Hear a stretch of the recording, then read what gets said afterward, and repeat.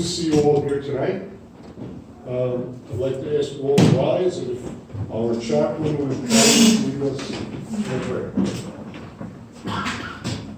Let us pray.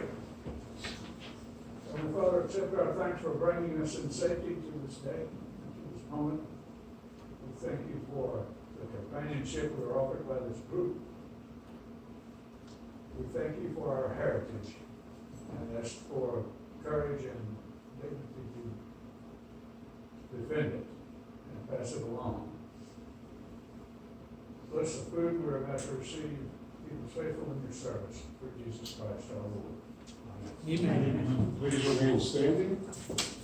If I could ask our color guard commander to lead us in the pledge of allegiance. The flag, please. Pledge of allegiance. To the flag of the United States of America and to the republic for which it stands, one nation, under God, indivisible, with liberty and justice for all. And the SAR pledge, Mike Carpenter. We, descendants of the heroes of the American Revolution, Who by their sacrifices established the United States of America, reaffirm our faith in the principles of religion and our constitutional republic, and solemnly pledge ourselves to defend them against every foe. Thank you. Please be seated.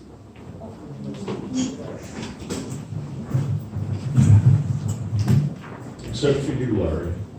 If you could come up here and join me, please. As probably all of you know, Larry Brick is our chaplain and he serves us very well. And it is my honor, truly my honor, to present Larry the Henry Knox Achievement Medal. The Henry Knox Achievement Medal is awarded to recognize a specific outstanding contribution, achievement, accomplishment, deed, performance, or effort that advances the mission, governance, programs, or activities of the chapter, and it may be presented to recognize a singular act or multiple acts, and this certainly goes for multiple acts. Named for Henry Knox, the medal honors Knox's completion of a seemingly impossible task. Chaplains know about those things. Successfully completing General Washington's order to move Fort Ticonderoga's 58 pieces of artillery, mostly 12-pounder and 18-pounder cannons, but also one 5,000-pound, 24-pounder cannon called Old SAR. He moved them approximately 300 miles through the snow. British General Howe commented, "These fellows have done more work in one night than I could have made my army do in 3 months." The medal, bronze in appearance. Honored to present you that. Sure.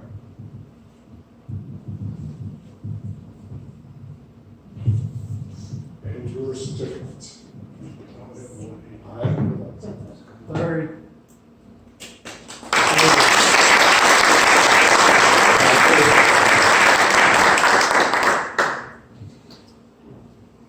That's something that Larry well deserves, trying to keep us all in the eyes of God. Heaven knows we get in enough trouble on our own. Now, I want you to know, Larry, that that was all prepared for you last month, but you didn't show up. His arm was broken. Oh, he couldn't be. We're also very honored tonight to induct several new members. Every member of the Sons of the American Revolution can document, and that's a critical word, can document their bloodline back to a patriot, a man or a woman who is recognized as having supported the independence of the United States. This evening, we are honored and thrilled to induct several new members into the Sons of the American Revolution. Ronnie Thompson, please come up. Earl McCall, please come up. And Scott Lester. I think you'll be able to figure out what your response is supposed to be. Compatriots, Do you, as descendants of one of the patriots and heroes of the American Revolution, reaffirm your ancestors' faith in the principles of liberty and our constitutional republic? And will you pledge to support the National Society Sons of the American Revolution? I now take great pleasure in presenting your membership certificate. Also, in the blue bag you'll get is an SAR membership mini medal, an SAR lapel pin, a 250th commemorative pin, and 2 chapter challenge coins. Keep one for yourself and give one to someone who you think might be interested in becoming a member of SAR. Compatriots, we welcome you to the chapter. Hang on. Hey, Ron, you need to move out of it says America on your head. Kind of jaundiced looking at that yellow. Don't go nowhere. Just gonna make a good picture. Thank you very much.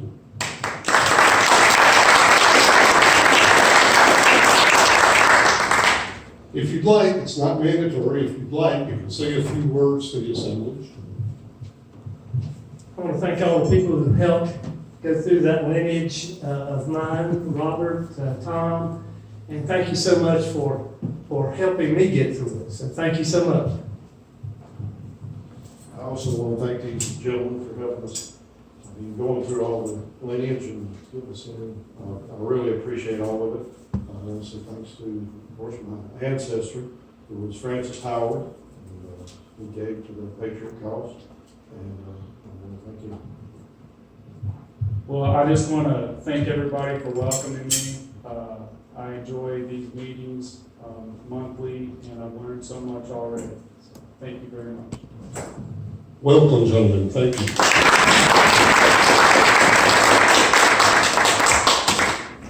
And that is excellent timing, they're just about ready for us to have dinner. But I would say this, if you know of any man who might be interested in joining, all they have to do is get in touch with me or Chuck Shear or Mike, or there you are, or Mike, and we'll take it from there. And if you know of a woman who might be interested, the Daughters of the American Revolution will be happy to hear from you with their names. So as soon as they're ready, we can begin. We're going to begin with your table so that you get to eat before you do your presentation.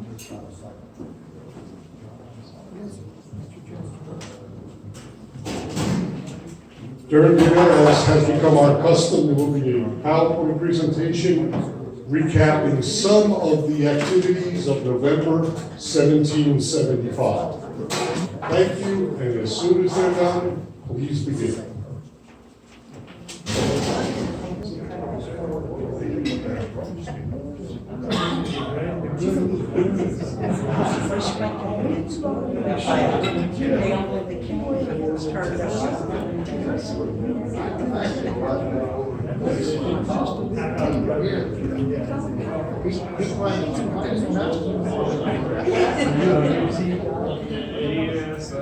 My daughter was just swimming with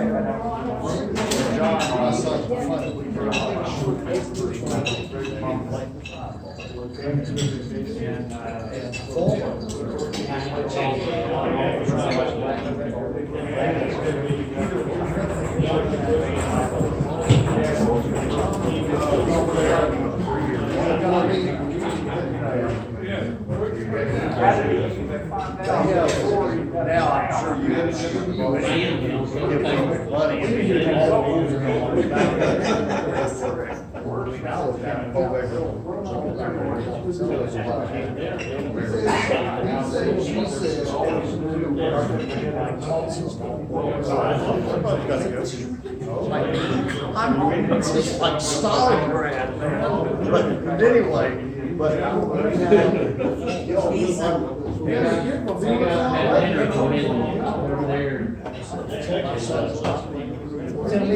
Okay. Oh, okay. He's on the Board of Education up there. Yeah, in McDowell County. You know all the great. And, he owned a garage and service center up there in Mary's Joe Blow,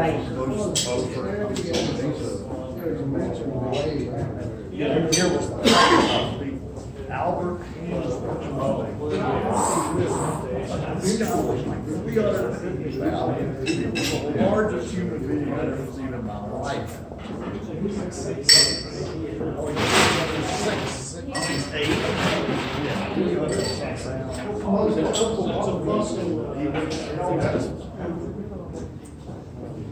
I don't know how successful he is now.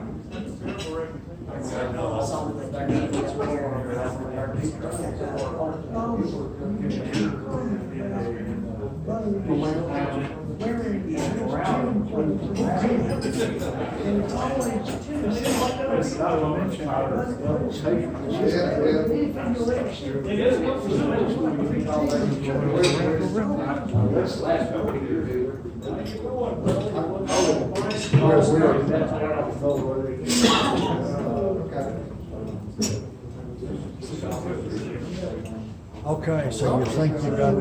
Thank you so much. I appreciate it. Parade lined up? I think so. Okay. You know, I mean, I'm wearing something, I'm walking, or we are. No, so we're in Morgan. So the Morgan Lights, I talked to Sylvia, and she goes, yeah, I think we're walking. I'm not sure. So I said, okay, just tell them that you're trying to line up with us somewhere. So I don't know if they've registered or not. So, but that's the reason that now that I have all the details, I sent it out to all members again, because I finally have met two people who have spent more time in strange graveyards than I have. So it's a pleasure tonight to bring you the story of how they're bringing back our ancestors. And,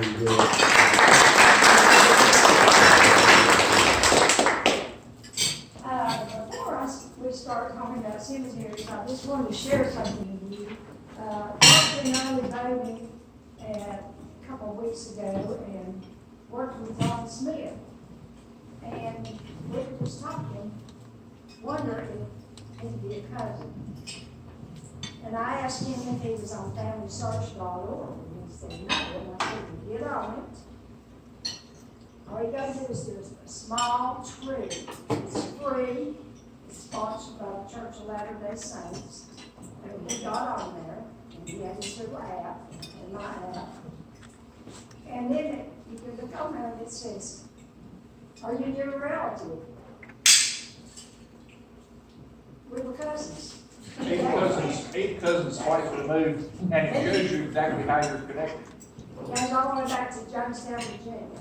But it's FamilySearch.org, and it's a free site, and that might be something that y'all might be interested in. And also, there's something called nclive.org, which is through the library, get a library card, you can go online and look up all newspapers.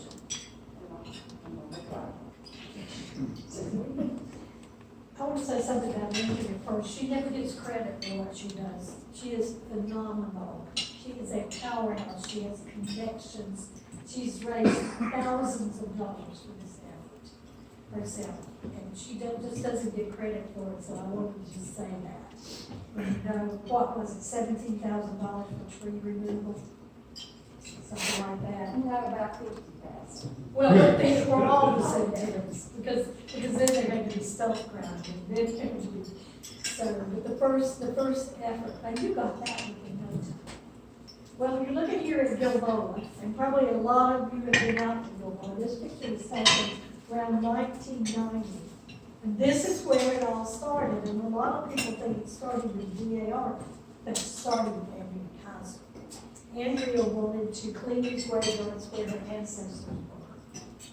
And we met about 2018 at the river crossing, but we did correspondence before. We found out we had so much in common. So during COVID, Andrea came out here and everything had grown up, 4-foot tall trees, and she got the trees cut and the grass down. She said, now I want to clean the stones. So in August of 2020, we went out to this graveyard in our masks and we started cleaning. And I started posting things on my Facebook, and one of my former students got in touch with me and said, hey, my son is trying to have a project for his life scout. Is there anything he can do in the cemetery?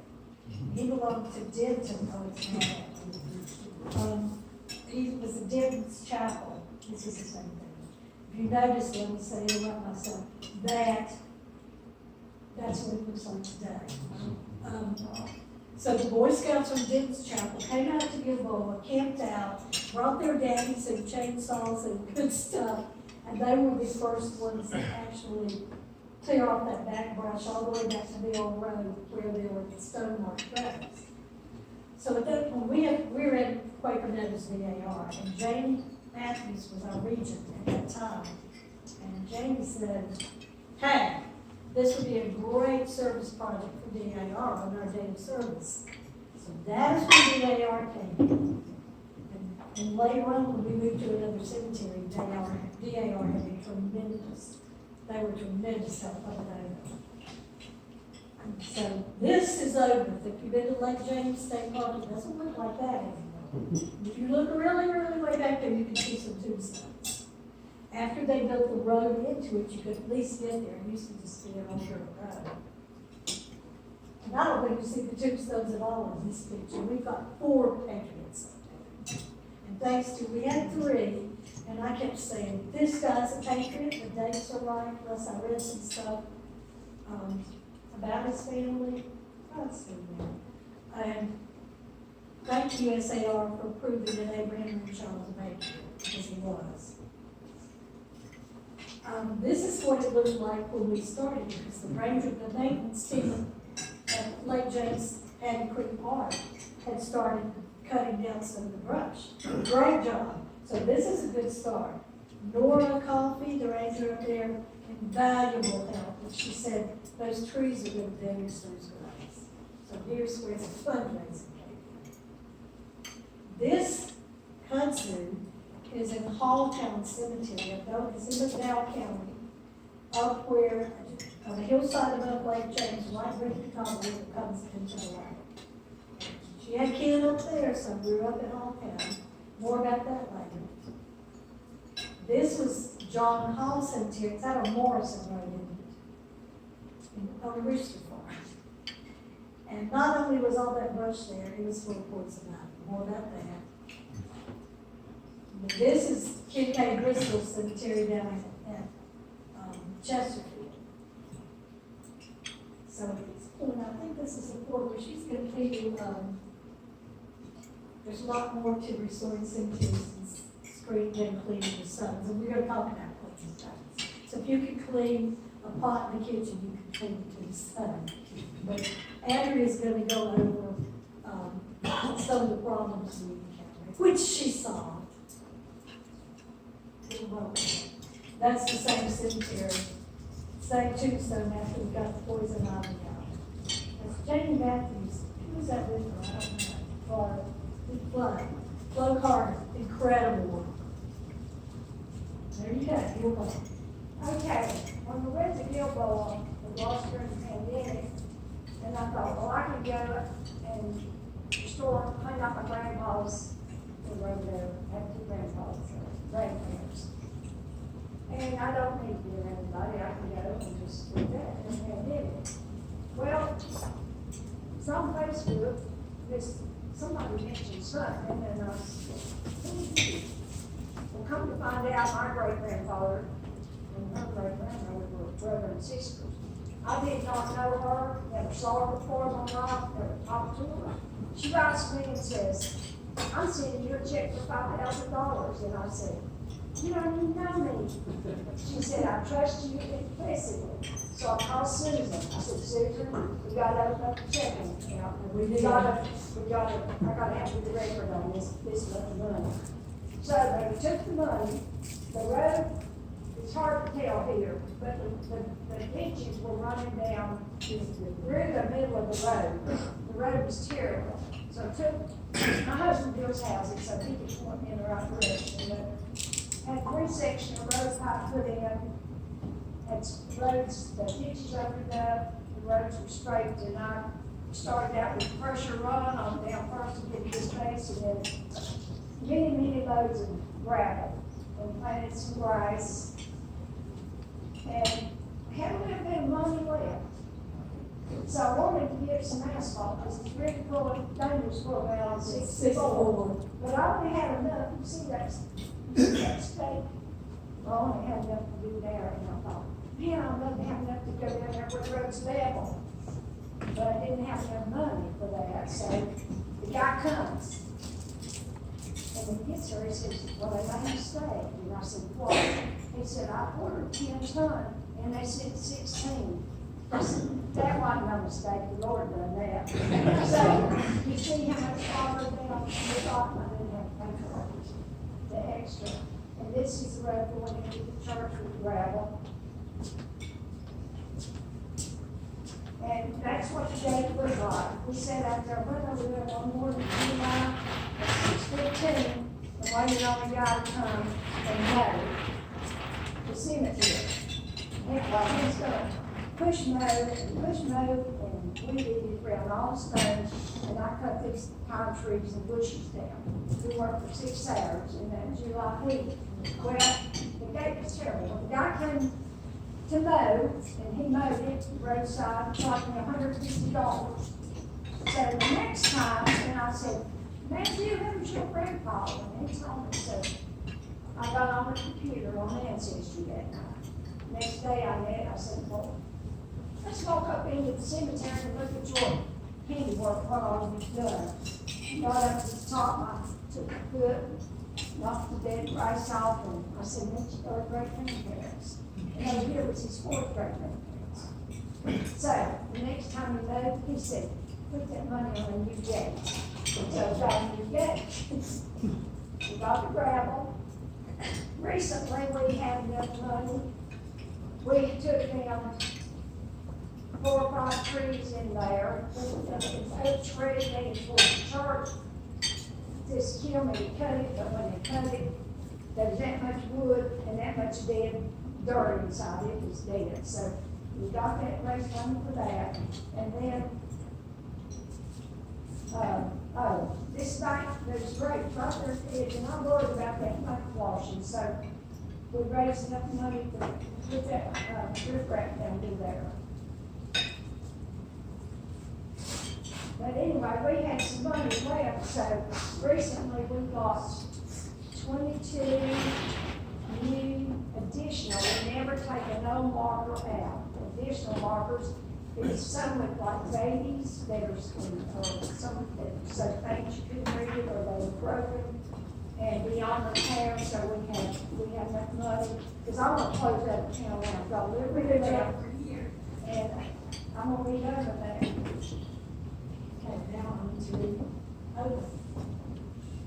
okay, we talked about others and went over, got 4 sets of grandparents buried. One woman wrote me one day, she told me, she said, how do you decide what cemetery you will go work in next? And I said, well, it usually involves having grandfather buried there. So got 7 grandparents buried up there, and we went to Aunt Nora, talked with the superintendent. She was like, I wasn't even thinking about the trees. She said, what about these trees? Well, there was 20 in the cemetery, white pines, huge. Well, that's the biggest one. That's me and my granddaughter. We took that for us. Hey, Gary, that's Pat's daughter. Oh, is it? Gracie, yeah. Oh. She's now nurse over at, in the ER. You might run into her over Gracie. I hope not. But anyway, we raised, and I said, and I give credit for all this. What I did was, I opened a Facebook site for each one, and it's like, lest we forget, you'll all remember, lest we forget, others remember. And through that, strangers, come that I didn't ever have, gave money. And one woman said, I want the biggest tree, so I got her name was Susie. So I put her name on that tree. And so every time somebody would do a job, we would take a sign on it, and we raised enough money to have all the trees cut down. They couldn't drop those trees, they had to be climbed. I don't know why it keeps doing that. But some of the trees, that's my son Pat there on the right, and one of the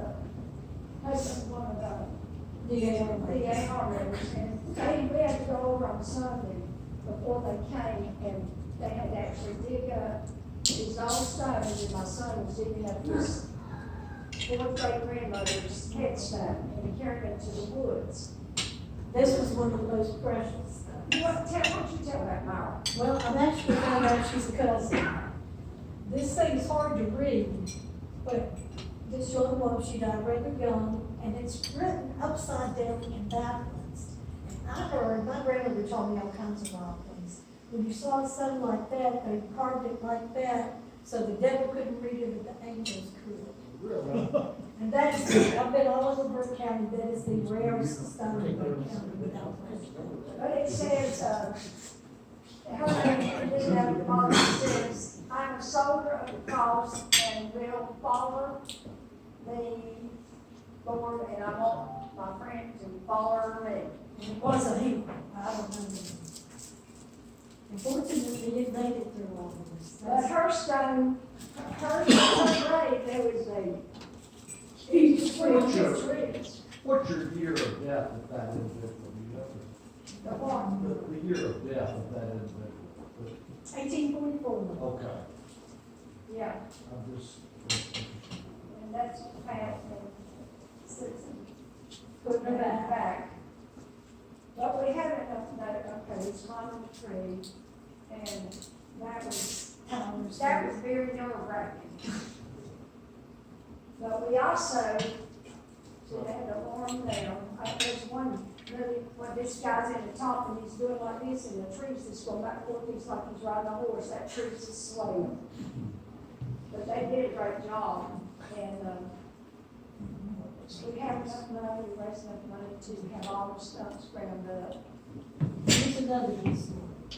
And then, okay, this, my third great grandfather, William Fullwood, he's one of the patriots, there's 4 patriots buried there. And my grandfather, William Fullwood, is one of them, he's a minister also. And he was right next to a tree, and there's 2 pieces of his grave there, and my granddaughter found just a little piece of it. And so, but what Susan and I could never figure out, there was Grandpa, and he was about 10 more graves, and over here was his wife, and we could never figure out why they weren't side to side. And so when the tree was cut, and it was ground up, the stone, we thought, well, we could find the rest of the stone. We couldn't. So, one day, We were looking for a board. there's a pathway, and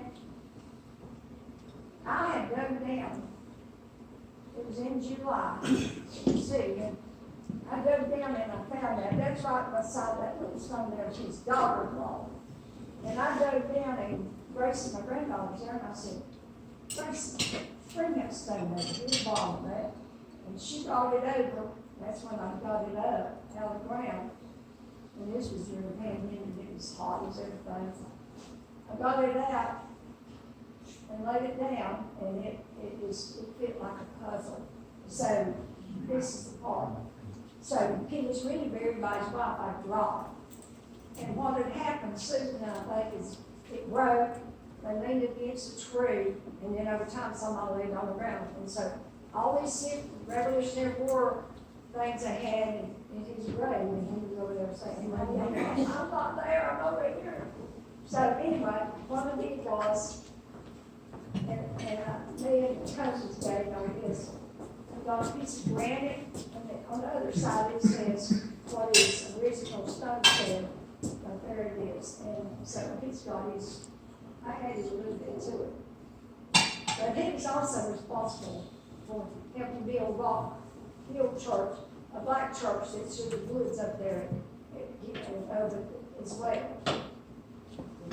Hey, they were the boys in our family. So long, I was having fit to go over here, and so we went over there next, and I sprayed 7 gallons of Roundup out there, and then we discovered that there was groundhogs there, and they had a tunnel.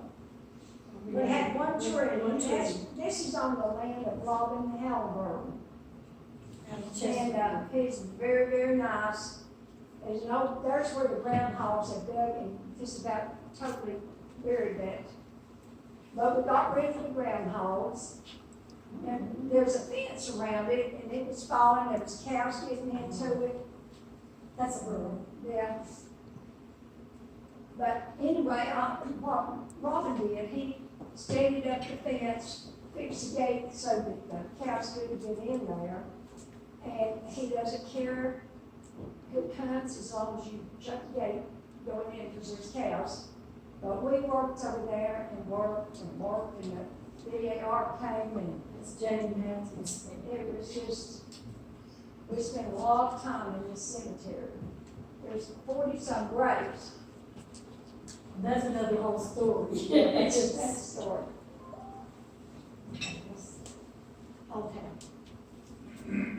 Now, this is Hall Town up in McDowell County, and I went up there because my grandfather there.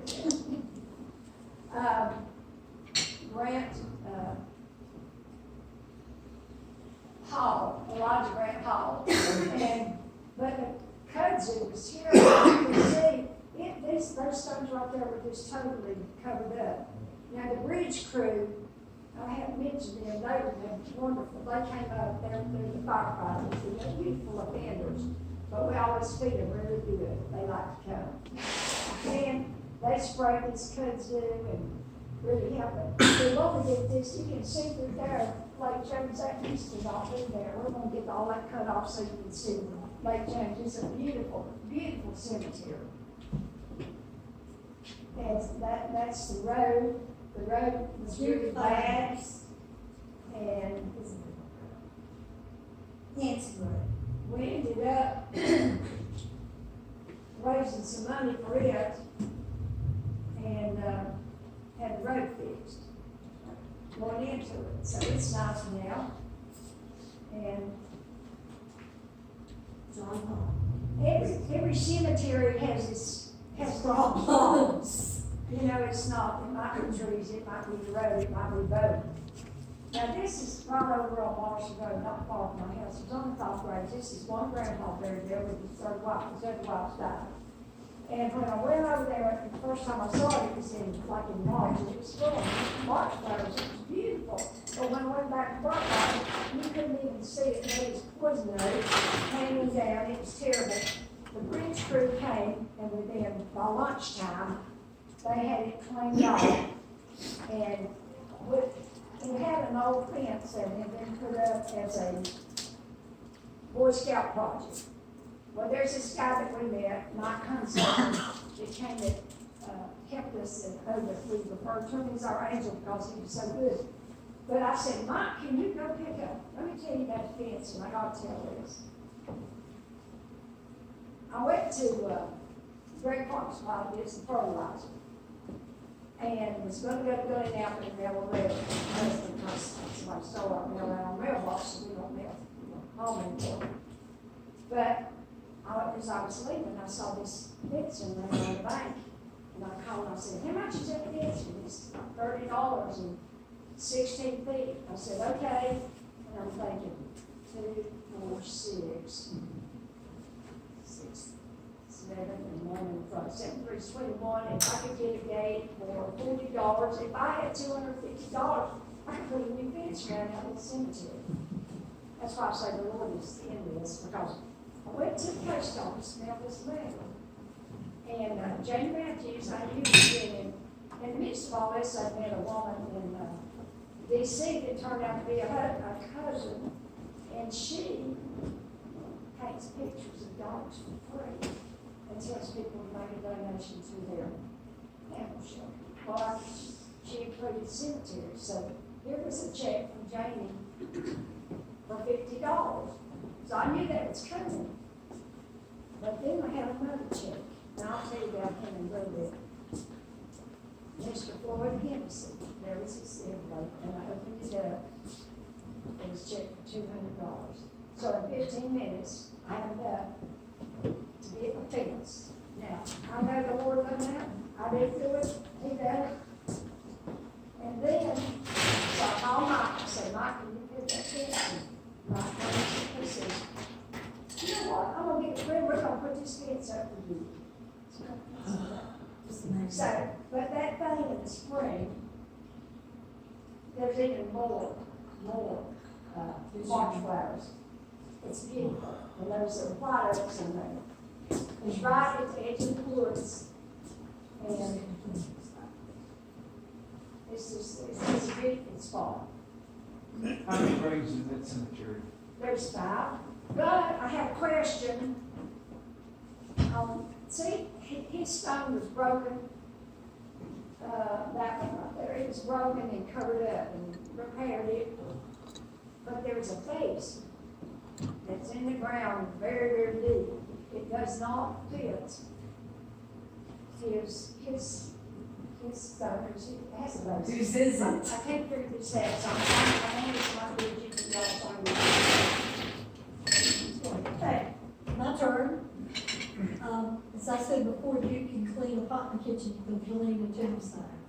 We use this stuff, it's called D2, and you now order it directly from the manufacturer. And very quickly, what I do, I'll show you what we deal with, and you're gonna recognize this. It got worse than this before we cleaned it. The way I do it is I spray it with water and I wash it to get out the dirt and some of the biological stuff off. Then rinse that off. Then I spray the D2 all over it, and you leave it on there for about 15 minutes. Then you take a brush, whatever, a soft bristly brush, and clean it. And then you wash it again. Now, this stone took me over 2 hours. And the reason it took me 2 hours is all those little things were full of mold and lichen, and it was well worth it. I mean, that is a gorgeous stone, but I don't think they put it up when Alexander Erwin died. I think that was bought later. And this is what it looked like about maybe 3 weeks after it was cleaned the first time. This black stuff is a kind of biological growth that just gets deep into it. And it just, you would keep going, it's due for a treatment again, because it doesn't, it's a type of mold, I think. It's like algae. Yeah, the algae comes off pretty well, the tree bark comes off well, but that stuff, and sometimes you get, well, there were mud dog. I did not do that. Sorry. So, this is the last time I checked it, this, a couple months ago. I think that brown thing is probably a bird problem.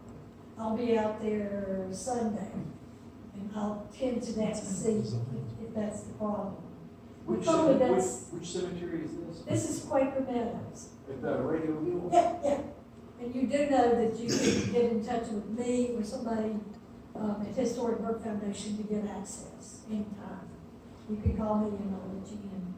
Because we have to keep it locked, we've had vandalism. Right now, I'm the head of the cemetery committee, so I can get you in. And Andrea wanted me to be sure to share this. We had some fragile stones at Quaker Meadows. You do not have to scrub these things. She went over to Forest Hill to these relatives, and she just sprayed the D2 on it and walked away. How long was it before It was 1 year exactly. and it cleaned it without any intervention? So if you have a fragile stone, you don't have to touch it. This one is the one that amazes me. That was the same time. Yeah, it was the same, they're side by side. Let me see. And this is something that upsets me. Oh, this is Burlington next to their cemetery. When you first put D2 on some of these, this growth, it turns to pinkish orange, and everybody's like, oh no, I've ruined my stone. But that is the D2 killing the stuff, and in a couple of days, it goes away. But the first time people ever see that, they think they're ruin their stones. And so this is one, this stone is a dream. This is Gilboa, quit doing that. That's out at Gilboa, the young woman who died. And that's what it looks like today. To me, that's perfection, and you don't get that with every stone. There's the before, and there's the after. It depends on the type of stone, the porosity of the stone. This was Andrea's first hidden stone. You know when you go in the graveyard that there are buried stones. So again, a question on this. On This this, person died when? remember, early 1900s. Okay, so early 1900s, the assumption is the early 1900s, when you cleaned it, nobody had done a cleaning job. They may have that. You're not sure? I'm not sure. Okay. One- That was is that what 100 years of wear and tear? And you can see on this is somewhat fragile, because you see the bumpiness, that's how marble breaks down. It's sugary sometimes. Sugar, that's what they call it, sugary. Okay, so you saw the slope of the ground, and you said, there's grade there. Did you probe it? We have metal probes like the fuel rate. I need to bring my probe. Well, it's just a T-shaped stick, and after you've done it, we could take you out and show you, you'll be able to tell. You're feeling the ground disturbance. Did you use a probe to find that, or did you just dig? I did, because I thought that, is there a stone there, and I just kept probing my hands on it. And then one of our Boy Scouts, the one who was getting his Life Scout, Brian Kennedy, and his dad dug it up and reset it when the Scouts were there. This goes back in memory to me, because my first memory of Gilboa is going out there with my older neighbor to visit this grave, because that was her brother. If you can't find it with a probe, then you can go to your ground penetrating radar. You go pay for that. And sometimes you don't find out what you want to find out. For example, Robert Kay's wife, it was Robert White, not Crooked Neck, the other young one. People had really documented the cemetery. They even drew maps, and his wife was supposed to be buried right beside him. Well, this indicated no disturbance whatsoever. So what do? We put the stone there anyway. It can be a cenotaph, and she probably is in that cemetery. But they found, how many did you find out? 67 unmarked graves? 67. So, I'm gonna hand it back to her to talk about repair, which, this is the thing where you have to decide, can I do this or do I need a professional? But there are a lot of these graves that you can do. This is pavilion. This is one we elected not to do. It could be done like her great-great-great-grandfather. And perhaps her family, that was a very expensive fix. And perhaps her family will do that someday, but it won't, epoxy is not gonna fix this jigsaw puzzle.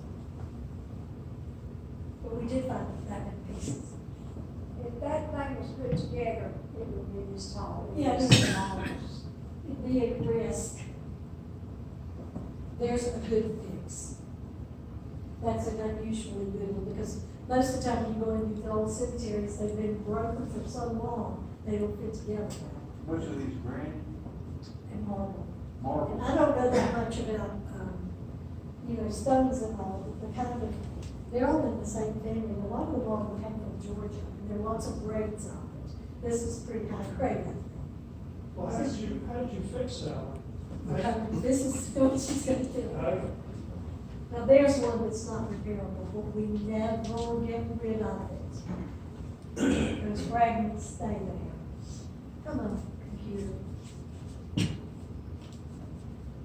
You said some of this area, A little bit. I know where my there's some. ancestors are down in Piedmont, there's a lot of southern. Yeah, and it holds up surprisingly well. What I think, the carvings did. So that's what you had to go on, what's this in there? Well, WPA did a cemetery census in 1939, so they have the information. But you could, a long time ago, you could read that. Why is it doing that? It's to protect person. Okay, there's how he's doing that together. A two-party policy. This is your topic, you're supposed to be telling about this. When you mix the two cans together, it's a policy, it's called domo. You just put it in the center, you don't put it on the edge, so later it's gonna push it outside. But it's, you don't wanna do it really hot weather or when it's gonna be below freezing in the winter. And, sometimes you wanna try to get your base as level as you can. But sometimes it just sit like just perfectly, but Most sometimes, of the time it was. sometimes, you don't, it's too big and you have to, I've got boards and clamps. This is some of the bridge crew. There you can see You it. take clamp. Yeah, there's the clamps up there, you put a board on either side and either two clamps or four clamps, and you do that overnight and it's fine. There. That's something KK Conley said.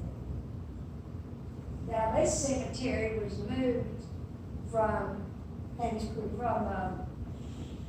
near where Lake James is, and they were gonna flood it, so they, Western Power Company moved the cemetery here, and there's a man, well, there's like 2 or 3 William Collins buried there, but there was one Collins spelled C-O-N-L-E-Y, C-O-N-N-E-L-L-Y.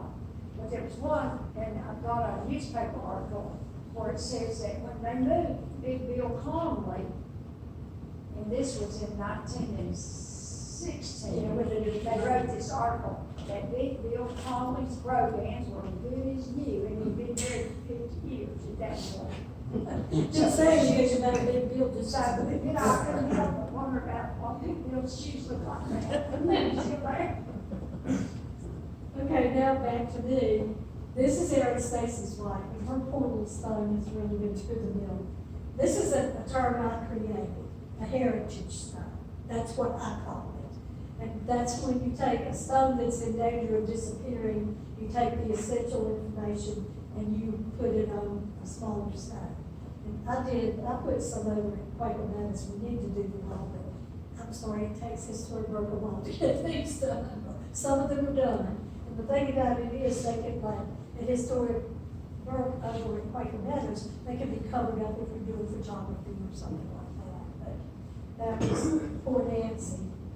Another thing that Andrea came up with is doing cemetery names. But people walk out in the woods 50 years from now, they won't know what's Raising the money, raising that money, these were at the time were like $690. They wore that. And I always put a date on it, but a lot of times I order it like this year, and it's in 6 months or into the next year. But it's a gift so that people go there and know the name of the cemetery, and it's something that lasts. And see, John Hall, his daddy was buried in Halltown. So, that's a connection there. Now, this is what happened. There was a man Our angel. the Gilmore, Floyd Henderson. He is Manuel Hennessy's grandson through the Glen Alpine Forest. He was one of the greatest generations. He loved Gilmore. His parents were buried there. And he lived in close to Charleston, South Carolina, but his daughter brought him up on Memorial Day, 3 years. The first time he came, I had cake and lemonade and lamb and patriotic decorations on the table. But he was in his 90s. Just his wife, his daughter said, "Well, he thinks you're the actor." He was his curtain fixed around his grandparents' graves. And so I got that done, and he paid for it, but his daughter said, "That's your best thing since sliced bread," since you did that. But he just loved Gilmore.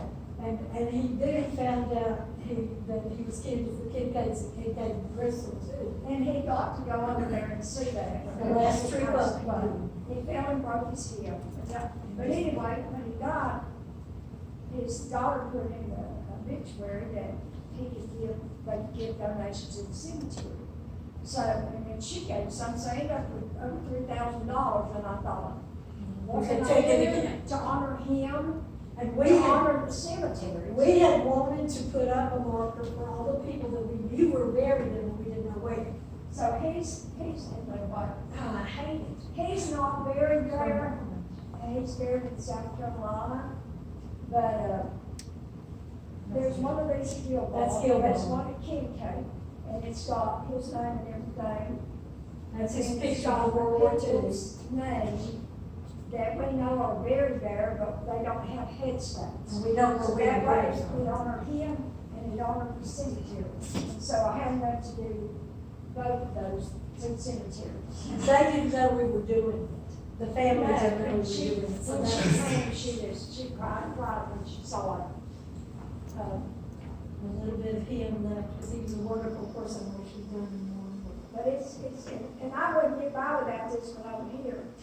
I had to call her when I first did that first time. I said, "Sister, my stone turned orange." Turned orange. She's like, "It's okay, it's okay." And so we had a little bit more. She has put over 50,000 people and done biographies and all this stuff and made pictures of people on Find a Grave.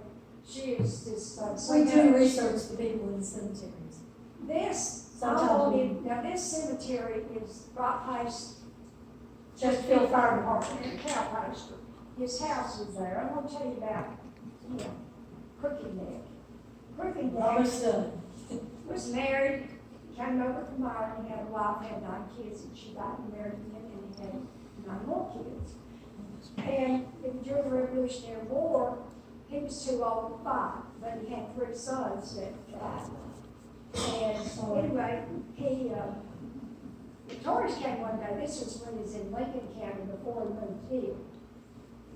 And they demanded his money, and he wouldn't tell them what it was, so they hung him. Well, so they got him down. Well, then, they heard later he had died, so they hung him. So then these people come riding up, somebody came up, so they got him down, those people ran away. But it messed his neck up so bad that he became known as Crooked Neck. And there were so many John Kincaid's, when I went over to see my his grave, I was so confused. So the name, okay, there's Colonel John, he's buried there, then you got Red John, he's buried there because he had red hair. You got, then somewhere else, there's Honey John because he raised bees. I mean, it just goes on and on and on, and there's a newspaper article that tells this. But he loved his country, and he is buried there. And also buried in this cemetery is, John Boone. John Boone, John Boone and is. Frankie Silver. This year, and he went mad, he lost his health because of it. So it's like, so we still had a little money, so we paid somebody to take drum. When they did the GPR of this cemetery, I wrote that woman at Appalachian a pitfall, begging letter, and she came down and it's like a $6,000 job. She did it for free. We came up with 67 more graves there. So, Somebody could say what something you do to have a GPR done if you don't mark these graves. So I have ordered at $100 a piece, brick size, it's gonna say beloved, is all it says, and the date, to mark each one of these graves in the cemetery. And the funny thing about it is, I mean, and I should brought some of those pictures, but they give us all these maps of what they found and where sunken places are fieldstones. And there was one, and Colonel John was married to a woman named Polly Perkins Kincaid. And I had found a little broken trees there that had PPK. It was Polly Perkins Kincaid. So she died.